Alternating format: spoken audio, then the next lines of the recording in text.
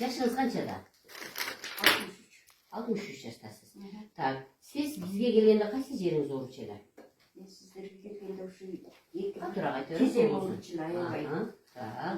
Мындай азыр биз боюнча ошо ичмей сайын тура албай калдым да. Түнү күнү буттарым бүгүлбөй, уктаганда жатканда эле бир аз жатканда эле бутум бүгүлбөй ошо ооруп чыкты, сыздап ооруп чыкты эле. Siz dары ичсеңиz, кол сайдырчылаңыз, азыр ошо дарысы жок эле жакшы болдуңузбу? Мен дарысы жок эле ошол эле келген биринчи күндөн баштап эле перек салгандан кийин эле жумшатанан дары деле трөп кетпей эле жөндөктөп. Азыр аябай жакшы болуп калды. Курсактар ооручу эле, оорубачу эле? Курсактар негизи мен аппендис болгонмун да, ошондон кийин мындай неме болуп калгам. Спайка деп. İçiniz aşağı nesadayın spike olup falan, he? Ошондон кийин ооруп ичтеримде ооруп эле. Азыр эми жумшак тыйла жакшы болуп калдым. Butuңуз кадимгидей бүктөлүп, оорубай, түндөрү оорубай, э? Демек, сизге кээ айтат, мага массаж абдан жакшы жардам берди дейт. Бирөөлөр айтат, мага ошо капельница жакшы жардам берди дейт. Сизге эмнеси көбүрөөк жакшы жардам берди деп айтат элеңиз? Өкөтөрөң жакшы жардам берди. Сиз ушунчалык жакшы болгон азаматсыз, көрдүңүзбү? Ошон үчүн биз комплекстүү дарыларды айтабыз да. Комплекс кылмайынча адамдын, адам турган 5 литр канды эч качан тазалай албайбыз. 5 литр канды тазалаш үчүн комплекс иштер жасаш керек. Баарын жасаш керек. Мына көйлөгүлөр жасаш керек, силер тамакты жөндөшүңөр керек, суу ичишиңер керек, курсактарыңарды басышыңыз керек, бездеріңерге массаж жасашыңыз керек. Баардыгын фитобочкасы болсо ага түшүрүш керек, сүрүк болсо аны коюш керек, перекси коюш керек, көрдүңүзбү? Комплекснен сиз абдан жакшы результатты алдыңыз, э? Так, эми урматтуу мекендештер, сиздин абышкаңыз да келип жатты, э? Эми ушул абышкаңыздан алайлы. Так, эми абышкасы мен бетими көрсөтөрүм. Бетимди көрсөтөрүм, менде уялат элем, бети азаматсыз. Бетин көрсөтпөйм дегендер в общем эле аз болот да. Так, жашыңыз канчада? 71. 71 жаштасыз. Так, сиздин кайсы жериңиз ооруп келди эле? Bir de yemeğim vardır. Бут, курсак, башка чейин ооручу эле. Так, Ашkadan сылабыр. Тамак жакшы сиңире албай, кыйналып, э? Эми айтыңыз, ушул кайсы жаман жактары кетти? bir putun uçundan başkası vardır gitti. Бут үчүн дагы кичине ооруп калды. O'sha yer kalçada.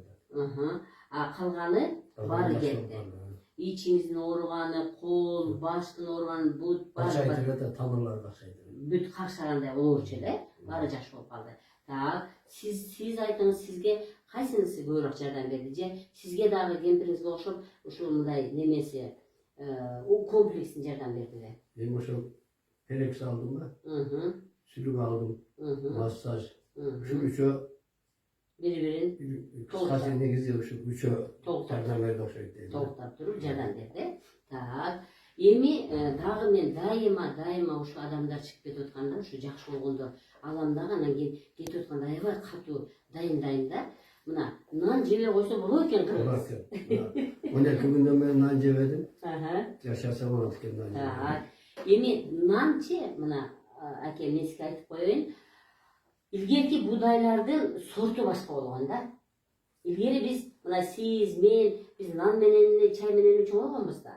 Бирок ал бизге зыян берген эмес эле да. Себеби ошол буудайдын уругу, бир бүдүр дандын ичиндеги уругу зыян бербей турган заттардан болгон да. Кийин ошол урукка глютен деген кошуп койгон, ал глютен нанды көптүрүп берет да. Канчалык нан көпсө, ошончолук элдер сонун экен деп алып жей баштайт да. Азыркы буудайдын составы өзгөргөн үчүн азыркы буудай бизге эч кандай пайда алып келбейт. Андан аны коюп, мен азыр ошо гречкадан, күрүчтөн, таруудан, дагы башка ушу крупалардан нан бышырып жегиле деп айтып атам да. Мына мисалы, илгери нан болбосо болбойт, кантип жашайт элек дейт. Анда япондардын баары да кырып калбайт беле? Кытайлардын баары да кырып калбайт беле? Görüşürüz. Алар көрүшө жок. Жокпаева азаматсыздыгына билет экенсиз. Ал үчүн биз нан болбосо адам кантип жашайт деп. Бул просто биз мээбизге сиңирип алганбыз да, нан менен нан жеп, кичинекейден туулганда нан жеп эле биз ошого көнүп калганбыз. Азыркы буğdayга азотту да. Азот менен буğday болот. Өстүрүп атат. Көрдүңүзбү? Демек, азыркы буğdaylar эч кандай бизге пайда алып келе турган буğday эмес экен. Үйдөн мына эжеге айтасыз, ошол аз бизлерге бир жерден анча-мынча биринчи кылып биширип бердик да. Күрүчтөн биринчи кылып биширип беришти, кыздар, дагы биринчи биширип беришти. Үйдөн эми эжем ошого көнөт. Ошо күрүчтөн жасаганга, гречкадан жасаганга, карыдан жасаганга көнөт да, ошону жейсиңер. Демек, мен үйгө кетип атканыңарда эң негизги катуу приказым нан жебейсиңер, сүт ичпейсиңер, анан үстүнө сахар жебейсиңер деп катуу дайындайм. Камыр жесек болобу? Кандай? Камыр окасы дагы ошол камырды күрүчтөн жасайсыңар. Ошо камырды таруудан жасайсыңар. Эми ал бири-бирине жабышпайт. Интернетте ачып ошону жабыштыра турган эмне кошуш керек экен? Жумуртка кошулат, псилиум кошулат, туз, сода, эч кандай дрожь кошулбайт. Ошодон камыр окат кылып жесе болот. Так, урматтуу мекендештер, ар бир адам өзүн жакшы көрүш керек, ар бир адам өзүн сыйлаш керек дагы. Ошо айтылган нерсени аткарса эле адам бардык орунду жеңип чыгат. Неумолакин айткандай, оору деген жок, абал деген бар. Адам жаман абалга түшүп калганда, аны биз жардам берип, жакшы абалга которот экенбиз. Ошол жакшы абалды алып кетиш үчүн дагы азыркы мен айткан нерселердин баарын аткарыш керек экен. Бардыгыңыздарга ден соолук каалайм. Кан тазалаш керек экен өзү. Канын таза болсо жаны таза болот. Туура айтасыз. Адамдар. Илгери кыргыздарчы абдан жакшы айтканда, кан бул жан деген. Кан бул жан деген. Демек, каныңыз тазабы? Туп-туура айттыңыз. Жан таза болот да. Канды тазалабай эле биз органдарды жакшылап аракет кыла беребиз да. Ошол ар бир орган, өт болобу, ичеги болобу, сөөк болобу, башка жерибиз болобу, мээ болобу, ошонун баарына кан кетип атпайбы? Демек, биздин максат, биздин медцентрдин максаты кандын ичин тазалап берүү экен. Кандын ичин тазалоо, мага айтып коюңузчу деп телефондон сурашат. Бир эле нерсени айтып койсоң, кан тазаланып калса, анда жомок болуп калбайбы? Канды тазалоо үчүн көп нерсени, баягы эле комплекстүү нерсени аткарыш керек. Сен өзүңөргө беремин эмне кылыш керек экен, жана биз өзүбүздүн комплекстүү ишин жүргүзөбүз. Саламатта калыңыздар, ден соолук каалайм.